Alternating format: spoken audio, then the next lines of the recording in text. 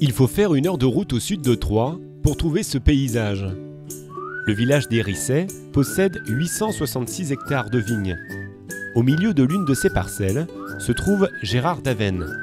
Dernièrement, les vendanges se sont terminées. Un soulagement pour ce viticulteur. Ça fait du bien, un coup de détente. Après les vendanges, c'est une nouvelle année qui recommence, détendre un coup, d'être une paire de jours à se reposer. Mais Gérard fait bien plus que se reposer. Il s'évade. Quand il rentre chez lui, il retrouve au pied de sa maison un jardin qui semble tout droit sorti d'un conte fantastique. Ici, les canards ont des becs bleus. Les lièvres ont des oreilles courtes et marchent comme des chats. Tous ces animaux connaissent notre viticulteur. Et quand ce dernier rentre dans son monde enchanté, c'est tous ensemble qu'ils accourent vers lui.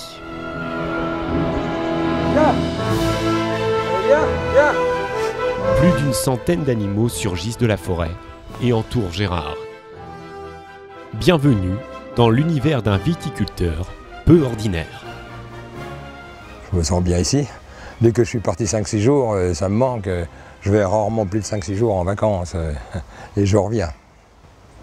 Je suis content, c'est le plus beau jour de mes vacances et quand je reviens que j'en fais un tour du parc. Ce parc de 2,5 hectares est bien réel. Gérard l'a créé de toutes pièces.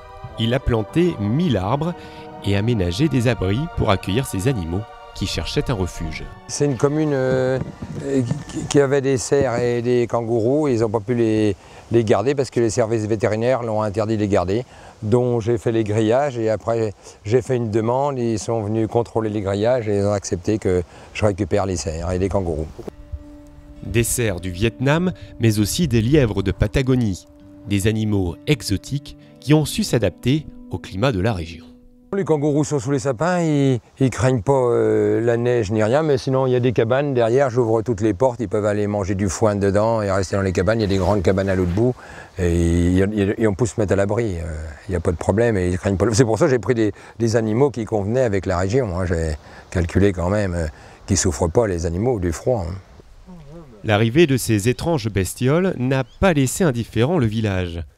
L'un de ses voisins n'en revient toujours pas de l'audace de Gérard. C'est pas le personnage classique du village, quoi.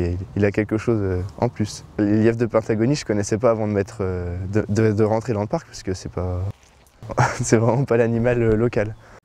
Parmi ses pensionnaires, Gérard tient à nous présenter Châtaigne, une chèvre pas comme les autres.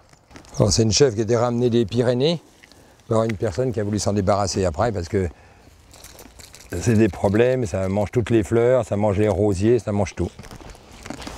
Elle n'est pas sauvage, elle, la biquette. Elle vient aux champignons avec moi. Châtaigne! Oui, vous avez bien entendu. Quand Gérard va chercher des champignons dans les bois, il emmène avec lui sa chèvre. Elle le suit partout, exactement comme le ferait un chien.